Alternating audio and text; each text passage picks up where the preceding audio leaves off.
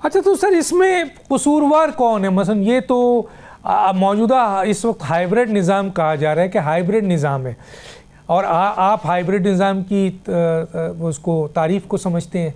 अगर ये हाइब्रिड निज़ाम है तो अब ये जो मौजूदा सूरत हाल है जिसमें तबाह है, पार्लियामेंट इदारे तबाह हैं, तसाबी इदारा तबाह है, इंतखाबी इदारा तबाह है, मईशत तबाह है, सियासी अदम इस्तेहकाम है, मुल्क की तरक्की रुकी हुई है, जमूत तारी है, तो इन सब का कसूरवार कौन है? क्या इसको जो मौजूदा इस वक्त हुकूमत है वो कसूरवार है या हालात कसूरवार हैं? क्या कहेंगे सर? अच्छा देखें, मैं एक तो बुनियादी तौर पे क्योंकि जमहूरियत में यकीन रखने वाला इंसान हूं, तो मैं तो जिम्मेदारी, जैसे मैंने कहा, पार्लियामान सबसे अहम होता है। इसी तरीके से जो सियासी हुकूमत है, हम तो उनकी तरफ देखते हैं ना। इसमें कोई शक नहीं कि इस वक्त हाइब्रिड निज़ाम है, और मेरे ख्याल में इसमें भी किसी पाकिस्तानी को कोई शक नहीं कि इस वक्त जमहूरी निज़ाम को देख रहे हैं। तो उसके अंदर जो जिम्मेदारी बनती है, अवलीन जिम्मेदारी, वो तो सियासी लीडर्स की बनती है ना। और जो बहुत सारी जो खराबियां अभी जिनको हमने गिनवाया, इलेक्शन कमीशन की बात की, अदलिया की बात की, पार्लियामेंट के कमजोर होने की बात की, इसकी बुनियादी वजह यह बनी कि एक सियासी लीडर, एक सियासी पार्टी जो पाकिस्तान की सबसे मकबूल पार्टी थी, वो और इस्टेब्लिशमेंट आमने सामने आके खड़े हो गए। अब अगर जो उस वक्त एस्टैब्लिशमेंट के हलीफ बने, अगर वो सियासी पार्टियां अपना किरदार अदा कर सकती, तो शायद ये सब कुछ करने की जरूरत ना पड़ती।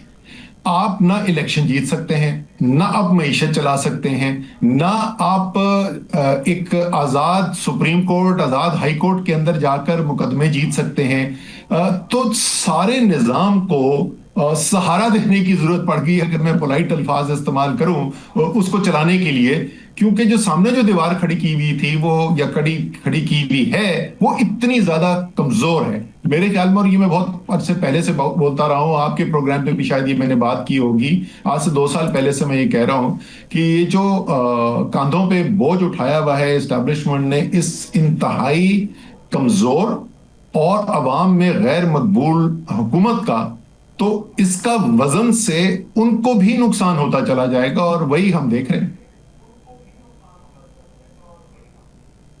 अच्छा सर, ये वज़ीर आज़म की स्टेटमेंट है, अभी 2 दिन पहले ही है। वो कहते हैं कि हमारी इतनी शानदार कारकर्दगी है कि हम 2029 का इलेक्शन जीतते हुए देख रहे हैं।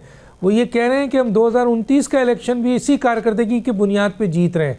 अब मैं आपसे पूछना चाहूँगा सर कि ये 50 के जो वुज़रा हैं, हम बार बार मीडिया में कह रहे हैं कि वज़ीरों में की कोई कारकर्दगी है 3 साल की, तो हमारे सामने लाएं, बैठें, हमसे बात करें, बताएं, हम दुनिया को बताएंगे कि हमारे 50 वुज़रा की ये कारकर्दगी है। वज़ीर आज़म कह रहे हैं कि हमारी शानदार कारकर्दगी की बुनियाद पर हम 2029 का इलेक्शन जीत जाएंगे। जी, क्या कहते हैं सर?